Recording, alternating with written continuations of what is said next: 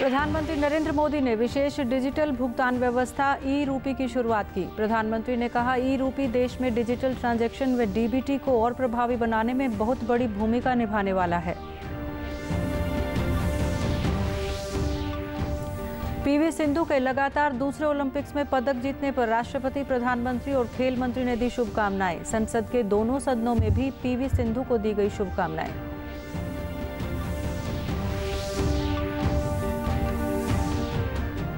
पुरुष और महिला हॉकी टीमों के ओलंपिक्स के सेमीफाइनल में पहुंचने पर प्रधानमंत्री सहित कई गणमान्य लोगों ने दी बधाई।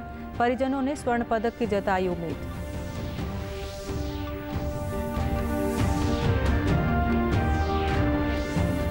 और शहीदों के सम्मान में रतिया के विधायक ने निकाली तिरंगा यात्रा। बड़ी तादाद में लोग ट्रैक्टर व अन्य वाहन लेकर तिरंगा यात्रा में शामिल हुए। नमस्कार, मैं मंजू सिंधु और अब खबरें विस्तार से। प्रधानमंत्री नरेंद्र मोदी ने आज वीडियो कॉन्फ्रेंसिंग के जरिए ई-रूपी लॉन्च किया। ई-रूपी एक डिजिटल पेमेंट सॉल्यूशन है। ई-रूपी डिजिटल भुगतान के लिए एक कैशलेस और संपर्क रहित माध्यम है। ये एक क्यूआर कोड या एसएमएस स्ट्रिंग आधारित ई वाउचर है जिसे लाभार्थियों के मोबाइल पर पहुंचाया जाता है। इससे इंटरनेट बैंकिंग एक्सेस के बगैर ही एक मुश्त भुगतान व्यवस्था के उपभोगकर्ता वाउचर की राशि सेवा प्रदाता के केंद्र पर प्राप्त कर सकेंगे। प्रधानमंत्री नरेंद्र मोदी ने कहा कि ई-रूपी देश में डिजिटल ट्रांजैक्शन और डीबीटी को और प्रभावी बनाने में बहुत बड़ी भूमिका निभाने वाला है।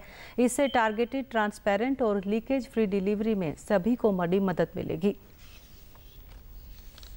डिजिटल गवर्नेंस को एक नया आयाम दे रहा है। ई-रूपी वाउचर देश में डिजिटल ट्रांजैक्शन को, डीबीटी को और प्रभावी बनाने में बहुत बड़ी भूमिका निभाने वाला है। इससे टारगेटेड, ट्रांसपेरेंट और लीकेज फ्री डिलीवरी में सभी को बड़ी मदद मिलेगी। 21वीं सदी का भारत आज कैसे आधुनिक टेक्नोलॉजी की मदद से आगे बढ़ रहा है, टेक्नोलॉजी को लोगों के जीवन में जोड़ रहा है, ई-रूपी उसका भी एक प्रतीक है। और मुझे खुशी है कि शुरुआत उस समय हो रही है जब देश आजादी के 75 वर्ष पर अमृत महोत्सव मना रहा है। और ऐसे समय में देश ने फ्यूचरिस्टिक रिफॉर्म का एक और अहम कदम बढ़ाया है। पीवी सिंधु ने कल टोक्यो ओलंपिक्स में बैडमिंटन का महिला एकल वर्ग का कांस्य पदक जीतकर इतिहास रच दिया है। वे ओलंपिक में 2 पदक जीतने वाली पहली भारतीय महिला खिलाड़ी बनी। राष्ट्रपति रामनाथ कोविंद ने पीवी सिंधु को ट्वीट कर शुभकामनाएं देते हुए कहा कि पीवी सिंधु 2 ओलंपिक खेलों में पदक जीतने वाली पहली भारतीय महिला बनी। उन्होंने निरंतरता, समर्पण और उत्कृष्टता की नई मिसाल कायम की है। भारत का नाम रोशन करने के लिए उन्हें हार्दिक बधाई। प्रधानमंत्री नरेंद्र मोदी ने भी ट्वीट कर पीवी सिंधु को बधाई देते हुए कहा कि हम सभी पीवी सिंधु के शानदार प्रदर्शन से बेहद खुश हैं। उन्हें टोक्यो 2020 में कांस्य पदक जीतने पर बधाई। प्रधानमंत्री ने कहा कि वे भारत का गर्व हैं और हमारी सर्वश्रेष्ठ ओलंपियंस में से एक हैं। केंद्रीय खेल मंत्री अनुराग ठाकुर ने भी कांस्य पदक जीतने पर पीवी सिंधु को शुभकामनाएं दी। बहुत बहुत बधाई पीवी सिंधु जी को। शानदार प्रदर्शन किया, मैं तो कहूँगा स्मैशिंग विक्ट्री थी। और ऐसी दूसरी खिलाड़ी हैं केवल जिन्होंने ओलंपिक्स में किया है, 2016 में भी और अब फिर एक बार ओलंपिक्स जीतने का काम, मेडल जीतने का काम किया है। बहुत बहुत बधाई। 135 करोड़ भारतीयों के चेहरे पर मुस्कुराहट लाए हैं। टोक्यो ओलंपिक खेलों में कांस्य पदक जीतने वाली भारत की बैडमिंटन खिलाड़ी पीवी सिंधु ने अपनी इस कामयाबी पर खुशी जताई और कहा कि उनकी सफलता में उनके कोच का भी अहम योगदान रहा। I'm sure I will, but yeah, I think apart from that, Mr. Park, well, I know him since a very long time when he was training in the Korean with the Korean team, But yeah, when he came to India after a year or so, I started training with him. And yeah, initially we were just like, it took us some time to actually know about each other, about the game, about the conditions and stuff. But I think we always had a dream, to get that Olympic medal. So yeah, that dream has come true, and I think we worked really hard, and he especially has worked really hard. I think because I mean I'm sure like in this pandemic, a lot of people have suffered, and especially he couldn't go home. He just met his family only for 13 days. So I think the efforts that he put in, the hard work that he put in towards me, I think that's really great. And I think it's all his effort and his hard work. And we finally got that medal back to the country, and I'm really very happy about that. संसद के दोनों सदनों से PV Sindhu को Olympic में पदक जीतने पर बधाई दी गई। सभापति वेंकैया नायडू ने कहा कि सदन उनकी इस सफलता का अभिनंदन करता है। Congratulate Ms. PV Sindhu for winning bronze medal in badminton women's singles event in Olympics Games being held in Tokyo, Japan. With her spectacular performance, Ms. Sindhu has scripted history by becoming the first Indian woman to win 2 Olympic medals. I wish Ms. PV Sindhu success in her future endeavors and hope that she will continue to bring many more laurels to the country. भारतीय महिला hockey team ने Tokyo Olympic के semifinal में स्थान बनाकर इतिहास रच दिया है। क्वार्टर फाइनल मुकाबले में भारत ने ऑस्ट्रेलिया जैसी मजबूत टीम को 1-0 से मात दी। भारत के लिए मैच का एकमात्र गोल गुरजीत कौर ने किया। प्रधानमंत्री नरेंद्र मोदी ने ट्वीट कर कहा कि पीवी सिंधु ने पदक जीता जिसकी वे हकदार थी। वहीं भारतीय पुरुष और महिला हॉकी टीम ने ओलंपिक में ऐतिहासिक प्रदर्शन किया। केंद्रीय खेल मंत्री अनुराग ठाकुर ने ओलंपिक खेलों में भारतीय खिलाड़ियों के प्रदर्शन पर खुशी जताई है। आने वाले महत्वपूर्ण मैच के लिए उन्होंने हॉकी टीम को अपनी शुभकामनाएं दी। हॉकी के हमारी दोनों ही टीम्स ने जो शानदार प्रदर्शन किया है उसके लिए बहुत बहुत बधाई, शुभकामनाएं। और अगले आने वाले बहुत महत्वपूर्ण मैचेस के लिए भी 135 करोड़ भारतीय की ओर से बहुत बहुत शुभकामनाएं। मीराबाई चानू और पीवी सिंधु के ओलंपिक पदक जीतने पर खेल मंत्री ने कहा कि भारत की बेटियां ओलंपिक में बेहतरीन प्रदर्शन कर रही हैं। पदक जीता, उससे पहले मीराबाई चानू जी ने जीता, लवलीना ने शानदार प्रदर्शन किया, तो उम्मीदें भारत की ओर बंधी हैं। और मुझे खुशी इस बात की है कि भारत की बेटियों ने अब तक 2 मेडल जीतकर दिखाए हैं। भारतीय महिला हॉकी टीम की क्वार्टर फाइनल में ऑस्ट्रेलिया के खिलाफ जीत में हिसार जिले की उदिता और शर्मिला ने भी शानदार प्रदर्शन किया। मैच के दौरान शर्मिला ने चोटिल होने के बावजूद बेहतरीन खेल दिखाया और भारतीय टीम ने सेमीफाइनल में अपना स्थान सुनिश्चित किया। हिसार में महिला हॉकी खिलाड़ी उदिता और शर्मिला के परिजनों ने भारतीय टीम के सेमीफाइनल में प्रवेश करने पर खुशी जताई। उन्होंने कहा कि उन्हें पूरी उम्मीद है कि इस बार भारतीय महिला हॉकी टीम टोक्यो ओलंपिक्स में स्वर्ण पदक जीतकर देश का नाम रोशन करेगी। आज हम बहुत खुश हैं। बेटियों ने क्वार्टर फाइनल खेला और सेमीफाइनल में अपनी जगह बनाई है। आज हम इतने बहुत ज़्यादा खुश हैं। और बेटी से हमारी बात हुई थी, वो कह रही थी कि भैया मेडल लेके आएंगे। आज उनका क्वार्टर फाइनल मैच था ऑस्ट्रेलिया के साथ। उन्होंने 1 गोल करके जीत हासिल की, वो सेमीफाइनल में अपनी जगह बनाई है।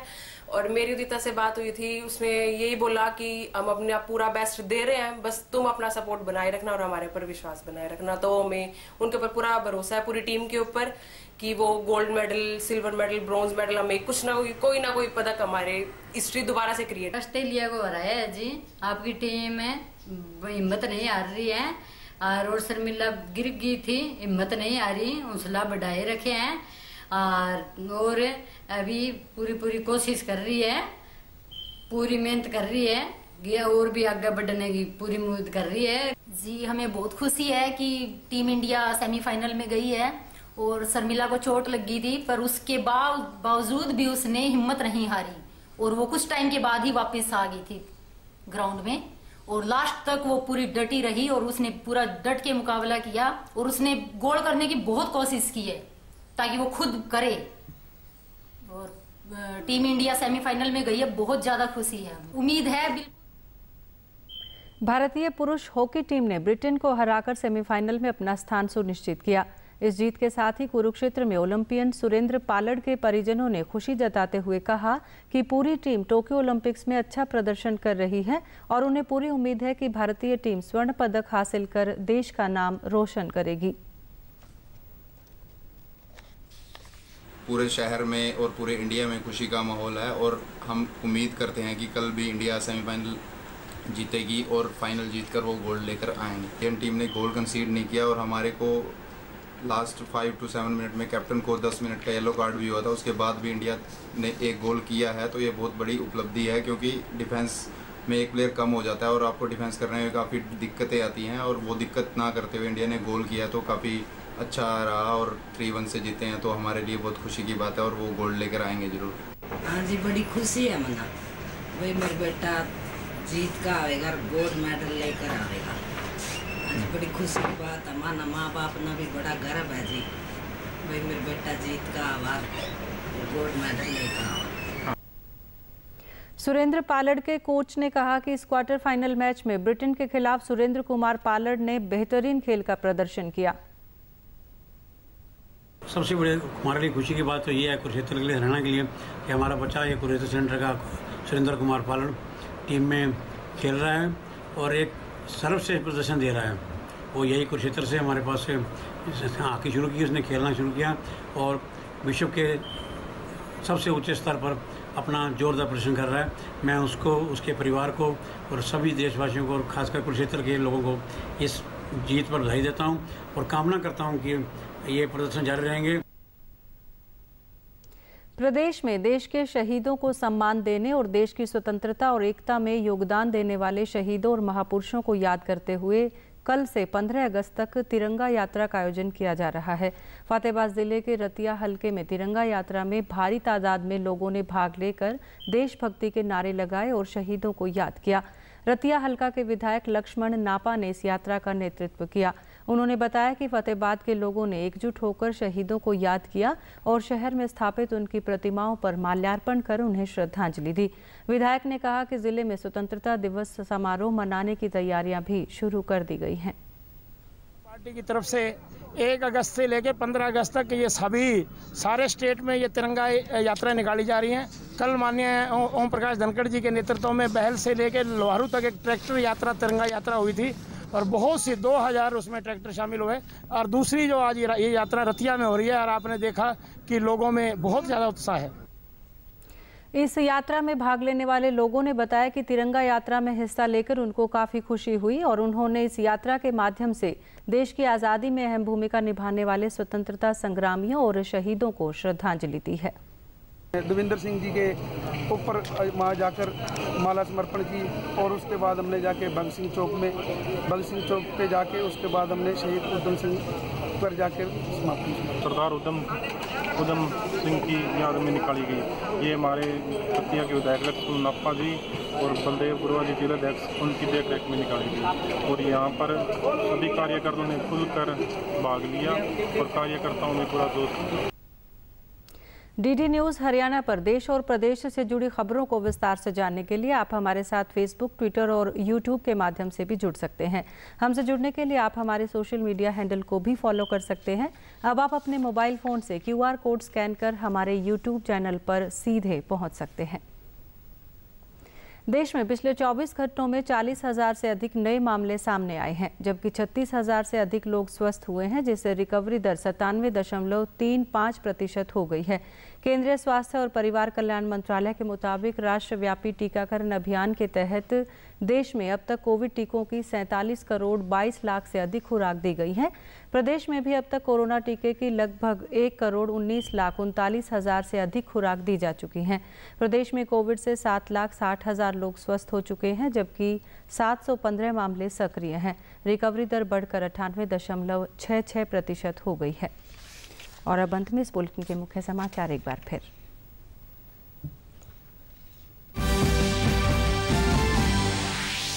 प्रधानमंत्री नरेंद्र मोदी ने विशेष डिजिटल भुगतान व्यवस्था ई-रूपी की शुरुआत की। प्रधानमंत्री ने कहा, ई-रूपी देश में डिजिटल ट्रांजैक्शन व डीबीटी को और प्रभावी बनाने में बहुत बड़ी भूमिका निभाने वाला है। पीवी सिंधु के लगातार दूसरे ओलंपिक्स में पदक जीतने पर राष्ट्रपति, प्रधानमंत्री और खेल मंत्री ने दी शुभकामनाएं। संसद के दोनों सदनों में भी पीवी सिंधु को दी गई शुभकामनाएं।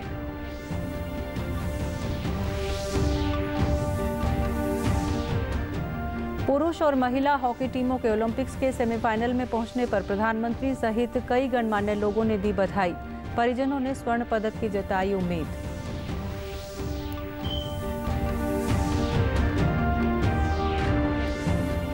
और शहीदों के सम्मान में रतिया के विधायक ने निकाली तिरंगा यात्रा। बड़ी तादाद में लोग ट्रैक्टर व अन्य वाहन लेकर तिरंगा यात्रा में शामिल हुए।